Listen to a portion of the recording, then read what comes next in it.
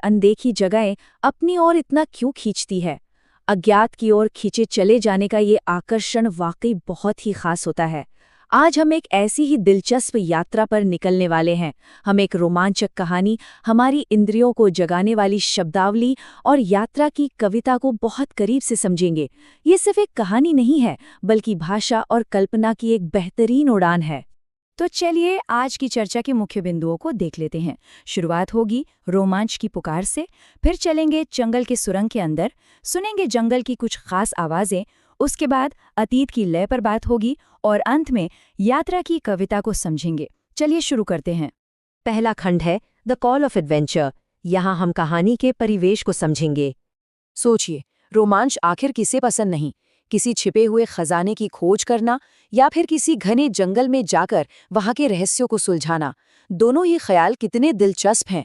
हमारी कहानी का मुख्य किरदार सूरज एक ऐसा ही जिज्ञासु लड़का है। उसे जंगल और वहां से गुजरने वाली ट्रेन का रोमांच अपनी ओर बहुत खींचता है। सदाबहार पेड़ों के बीच से गुजरती हुई एक गहरी अंधेरी रेलवे सुरंग की कल्पना कीजिए। कहानी के लेखक ने इन रेलवे लाइनों का वर्णन इतनी खूबसूरती से किया है, मानो दो सीधे काले सांप पहाड़ी की सुरंग में गायब हो रहे हों। ये विवरणी अपने आप में एक गहरा और रहस्यमयी माहौल तैयार कर देता है। सोचकर देखिए, सूरज वहां खड़ा है और उस भाप वाले इंजन के इस अंधेरी सुरंग से बाहर आने का बेसब्री से इंतजार कर रहा है। अब आते हैं दूसरे खंड पर, इनसाइड द जंगल टनल। ये कहानी है एक लड़के, एक चौकीदार और एक तेंदुए की। इस कहानी में इंसानी दुनिया और जंगल की जानवरों की दुनिया का सीधा आमना सामना होता है। एक तरफ सूरज है जो अपनी दिन भर की जिज्ञासा के साथ नई नई चीजें खोज रहा है, और दूसरी तरफ है जंगल के असली निवासी यानी जानवर। सबसे दिलचस्प बात यह है कि चौकीदार सुंदर सिंह का मानना है कि शहर की तुलना में जंगल में रहना ज्यादा सुरक्षित है।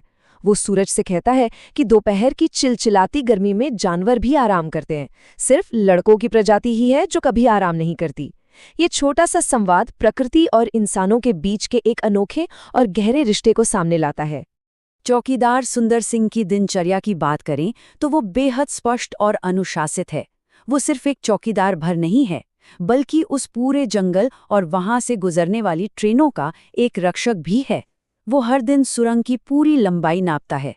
अगर सब कुछ ठीक है तो वो आराम से एक झपकी लेता है, लेकिन अगर उसे कोई भी खतरा महसूस हो तो वो ट्रेन को रोकने के लिए फौरन लाल झंडा दिखाता है। और रात के समय वो अपनी तेल की लालटेन जलाता है और बारीकी से निरीक्षण करता है। उसकी ये दिनचर्या उसके गहरे समर्पण की कहानी कहती है। कहानी अपने सबसे रोमांचक मोड़ पर तब पहुंचती है जब एक भाप का इंजन सुरंग से बाहर आने वाला होता है।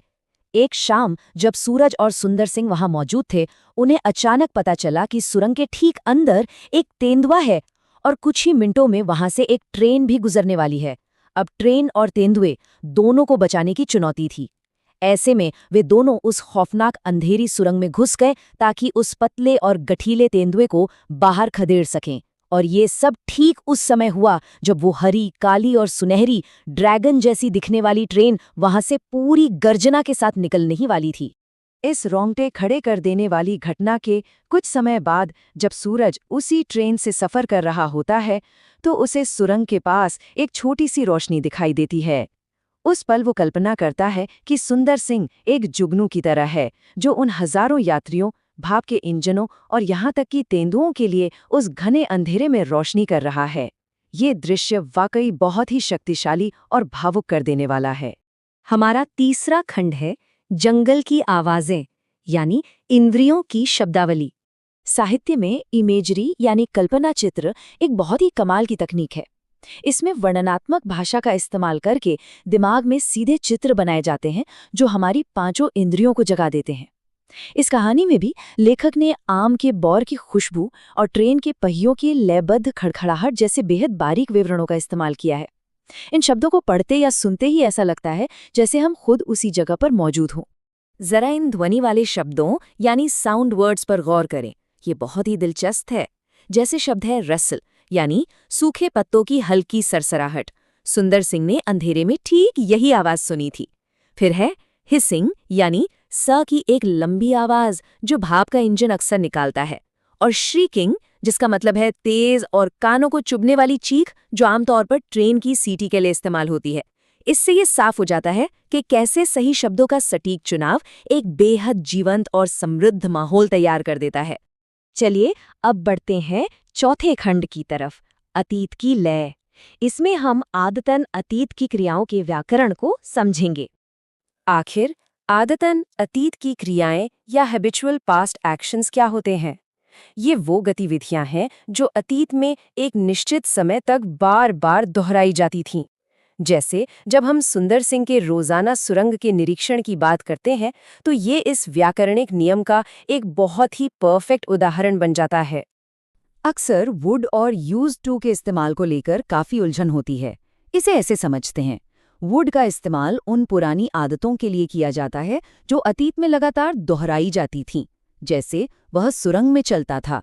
लेकिन यूज टू का इस्तेमाल ऐसे कामों के लिए होता है जो अतीत में तो होते थे लेकिन अब बिल्कुल नहीं होते, जैसे वह जंक फूड खाया करती थी। इस छोटे से फर्क को समझ लेने से कहानियों के समय और उनकी संरचना को गहराई से पकड़ने में बहुत मदद मिलती है। और अब हमारा अंतिम खंड, यात्रा की कविता।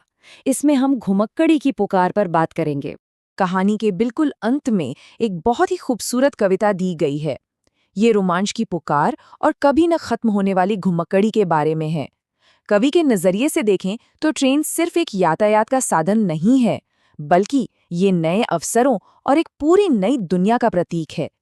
रात के गहरे सन्नाटे में भी जब हर कोई सो रहा होता है, तब भी कवि को आसमान में ट्रेन के जलते हुए लाल अंगारे दिखाई देते हैं और उसके इंजन की आवाज साफ साफ सुनाई देती है।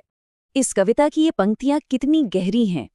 फिर भी ऐसी कोई ट्रेन नहीं है जिसे मैं न पकड़ूं, चाहे वो कहीं भी जा रही हो।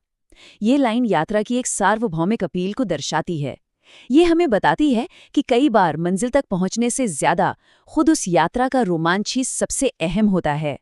नई नई जगहों को देखने की, एक नई आज़ादी को महसूस करने की, ये तड़प हम सभी के भीतर कहीं न कहीं जरूर मौजूद होती है।